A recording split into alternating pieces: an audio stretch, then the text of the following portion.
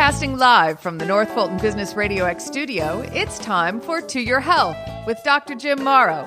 To Your Health is brought to you by Morrow Family Medicine, an award-winning primary care practice, which brings the care back to healthcare.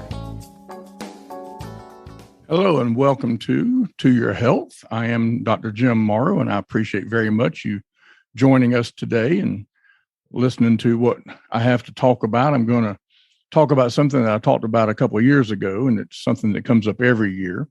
Today, we're going to be talking about allergies. Typically, I've been starting the podcast every time with a COVID update, but we are essentially in what I believe is the eye of the hurricane as far as COVID goes. So I don't really think we're having much COVID activity right now, which is really good. Things are going well. People are getting vaccinated in pretty decent numbers, and I'm happy about that. And if you're not vaccinated, you should be. So there's my COVID update for today. So we're going to talk about allergies, which in the state of Georgia is a huge topic this time of year. You go outside and your car is a different color from what it was when you went to work that morning. And it's a problem because it affects so very many people, and it affects people in very different ways. Some people don't have it too badly, and some people have it horrible, and they even get headaches with it, or maybe sinus infections, and they miss time from work and so forth. So if you can listen to this and hopefully get some information that might help you not have such a bad time with allergies, that'd be great, and that'd be successful in my opinion.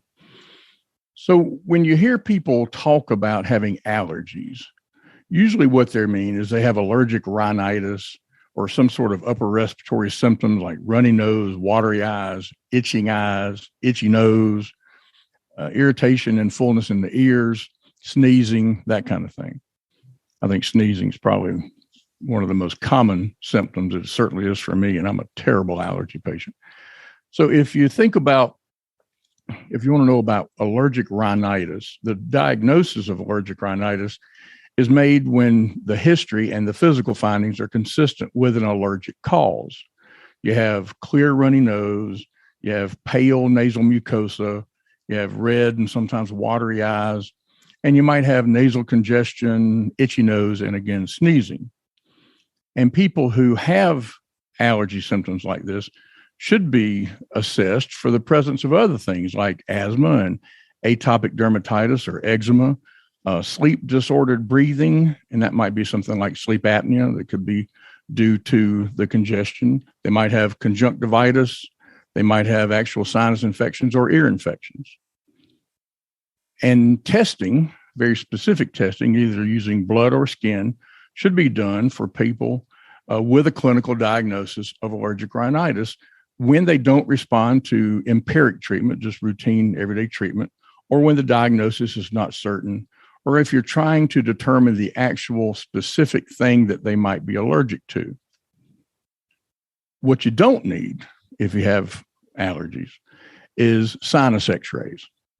So if you go somewhere and you say, I'm having allergies, and they say, well, let's shoot an X-ray, don't do that. Just don't let them do it. Tell them, no, I don't want an X-ray, because you don't need an X-ray. It's not going to add anything to the diagnosis or treatment or the natural history of your episode of allergic rhinitis.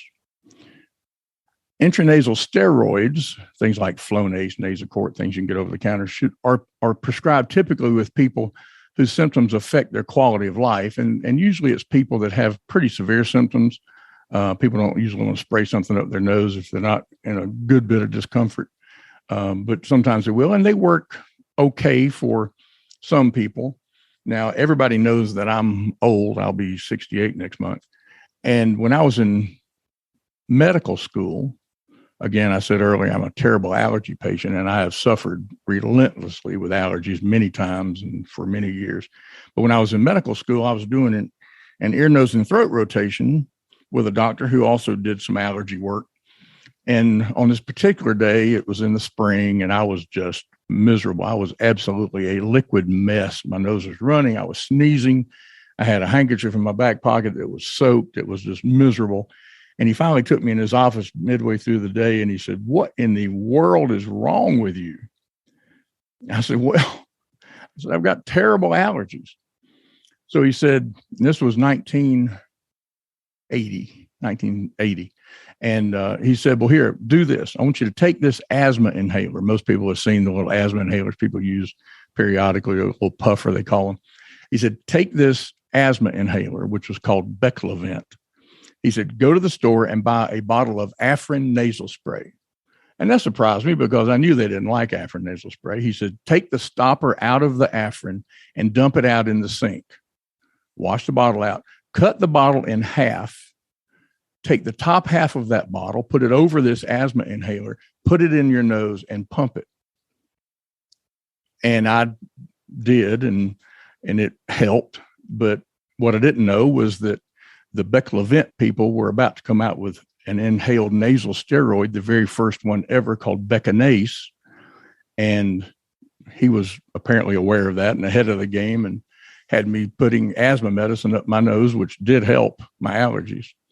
So that was my first experience with inhaled nasal steroids. And it felt like man's first experience with inhaled nasal steroids because it was so bizarre and such an unusual way to distribute medication, but it did help. And so they do. And there are the newer antihistamines, what's called second generation antihistamines, things after Benadryl and stuff like that, that are very well tolerated and very effective for people who have allergies, allergic rhinitis, and main complaints are sneezing and itching. They can help tremendously. This is Claritin, Zyrtec, Allegra primarily, and some other metabolites of those that are out there. But those are the ones that are used most commonly now. And all of those are over the counter. And some of the nasal sprays are over the counter. So you don't even have to go to the doctor to get these things and start using them. So if you have perennial rhinitis, which is not a seasonal allergic thing, but just 12 months of the year, you always are dealing with this.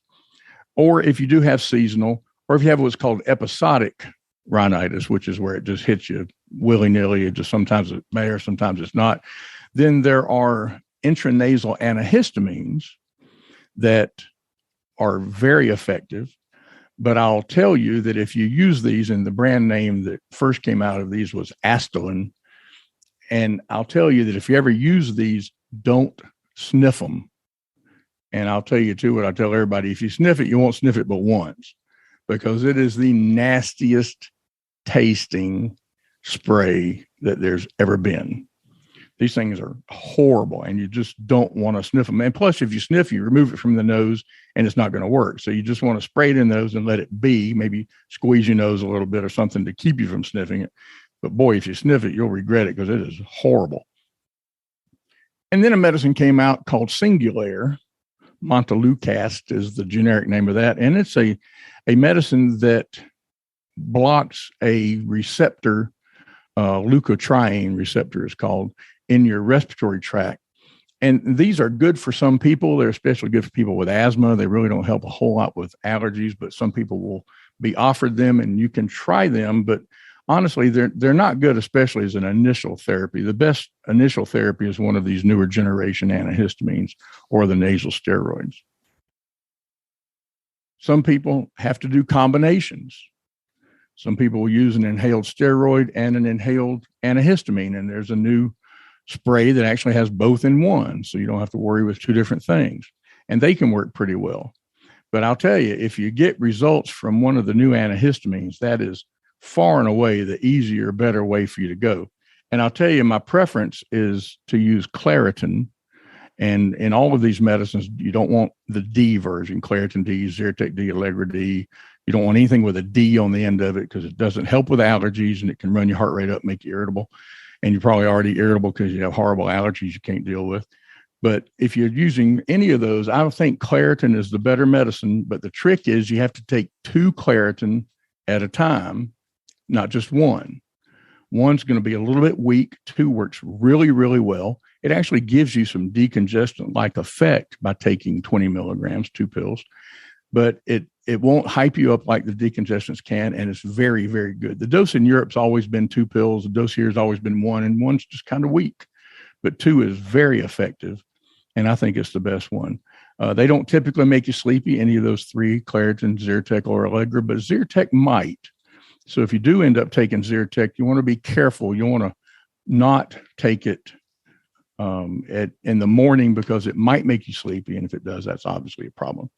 Again, when I was in medical school, this is my first year, 1978 medical school. Again, allergies, horrible. And the medicines that were available at the time were very sedating. And I took one morning because I was miserable and went to sleep in the middle of gross anatomy class and woke up when the professor slammed his big wooden pointer right down on top of my desk. And I shot straight up and my heart rate was suddenly 120. And he was using it as a great example of how your adrenaline system works in your body. And man, mine was working that morning because I was out like a light and my allergies were better, but man, I was sound asleep. So be careful what you take, be careful what you take and drive, and be smart about what you're doing. So in order to know if what you're dealing with is allergies, sometimes you know because between the 1st of April and the end of May, you suffer mightily every single year, and the rest of the year you're okay. So you can pretty much bet that what you're dealing with is allergies. But sometimes you need to know what it is you're allergic to and some other details. So if you look at types of allergies, there's environmental, there's foods, there's drug allergies, and there's contact allergies. And about 10 to probably 30% of people around the globe have some sort of allergy. And these are, again, people that have the typical respiratory symptoms. But if you do allergy and immunologic testing, it can help to clarify the diagnosis and help to guide your treatment. So the allergens suspected in all of allergies are diagnosed or identified rather, either through an antibody or skin testing. So a blood test or skin test. And if you have inhaled allergies, like we're talking about, most of what people call hay fever, then the skin testing is by far the most preferred and the most valuable. In people that have food allergies, it's really a process of elimination and challenge. So if you think you're allergic to eggs, then you go a period of time, 10, 14 days, and have no eggs, nothing with eggs in them. And then you sit down and you eat 3, 4, 5 eggs, and you challenge yourself and see what happens. And if you develop allergy symptoms pretty severely than that, then you can make the assumption that you are in fact allergic to eggs. People who have an anaphylactic reaction to an insect sting especially need to undergo very specific testing to be sure what they're allergic to and to see if they might do desensitization shots, basically, for that bee or insect or whatever it might be, so that if they're stung again, they don't have a bad outcome. And I talked about anaphylaxis a few episodes ago because I had my own episode of anaphylaxis. And I can tell you, if you can avoid that, that's something you want to avoid. People talk about being allergic to penicillin. I mentioned drug allergies, and this is one of the most common ones. And people often think that they're allergic to penicillin, and really, in fact, they're not. They think they're allergic to penicillin because they've been told their whole life they were. And a lot of times, especially if it's people my age, it's because they went to the doctor as a young person and they got a shot and they passed out. And people would say they're allergic to it. Well, they're not. People pass out all the time when they get shots. But if you have a true allergy with a rash and the whole thing, then with penicillin especially, you can do skin testing so that if you're in a situation where penicillin is the drug for you to take to get rid of a problem that's pretty significant, then you can find a way to do that. You can, again, desensitize, and you know you're allergic to it, and you work around that, but you can know specifically that it is penicillin that you're allergic to. And by the way, just so you know, if you're allergic to amoxicillin, you're allergic to penicillin. And if you're allergic to anything that ends in cillin, you're allergic to penicillin. So your best thing to do is when you go to the doctor and they ask you, are you allergic to anything? If you've reacted to carbamazepine in the past, then you want to tell them you're allergic to penicillin. That just eliminates everything. Food allergies are incredibly common today, whereas in the past they were not so common. But people with food allergies are commonly seen in clinical practice. And up to 15% of parents believe their children have food allergies. And these allergies have actually been confirmed in only 1 to 3% of people in America.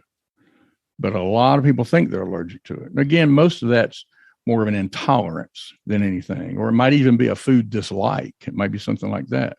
And other things that might mimic a food allergy. It's not necessarily an allergy. But most common foods that produce allergy symptoms are milk, eggs, seafood, peanuts, and tree nuts. And most people have heard of people reacting to shrimp and shellfish and that kind of thing, and certainly nuts. Milk and eggs, to have a true allergic reaction, is a little bit less common, but it does certainly happen. And all those skin testing and blood tests might help in the evaluation of suspected food allergies. They really shouldn't be performed unless the history gives a specific food allergen to test against. You just can't test against everything, really.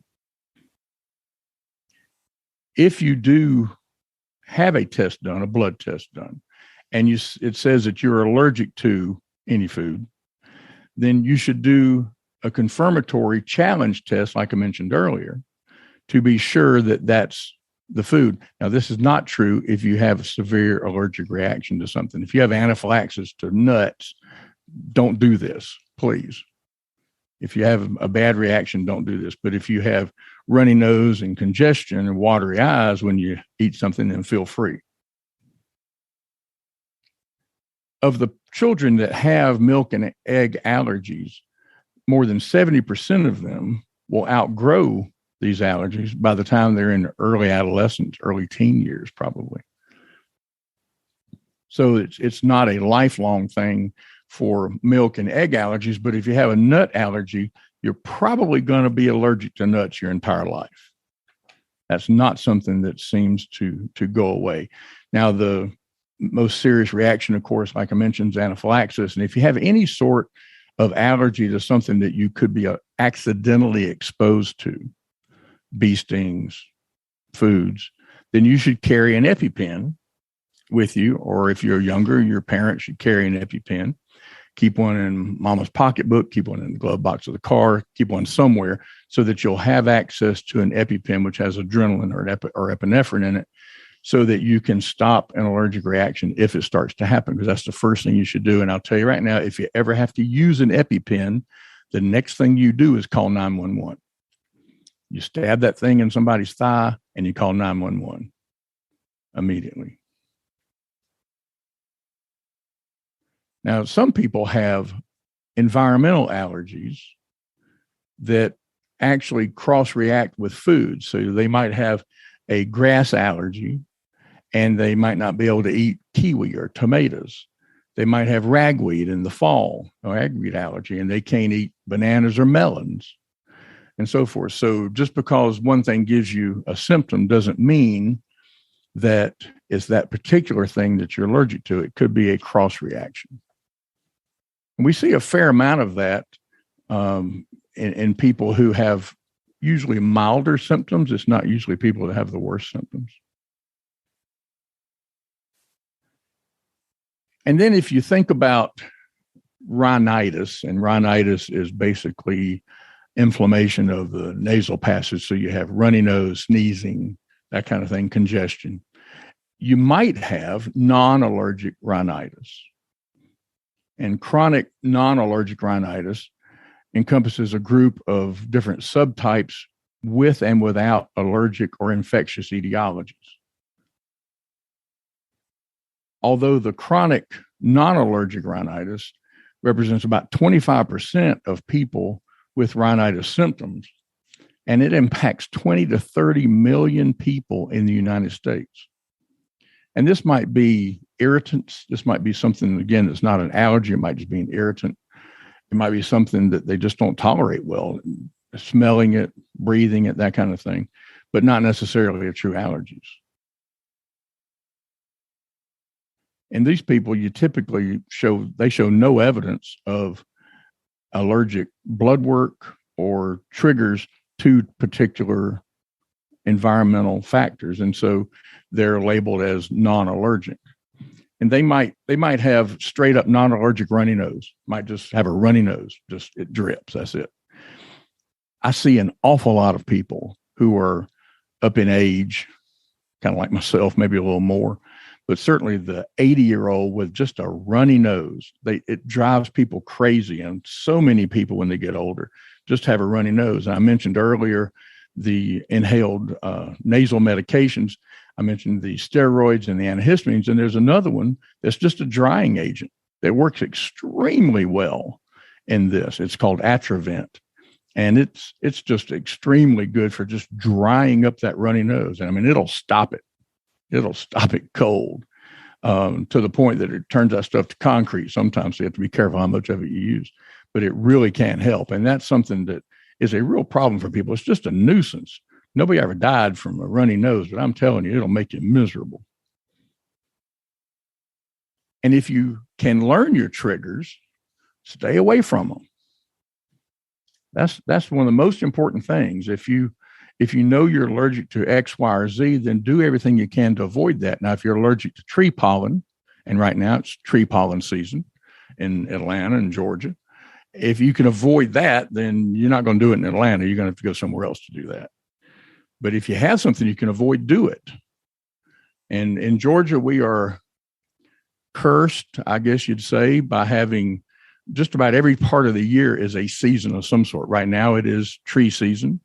Right after that's grass season, and it's flowering plant season. Then it's ragweed season.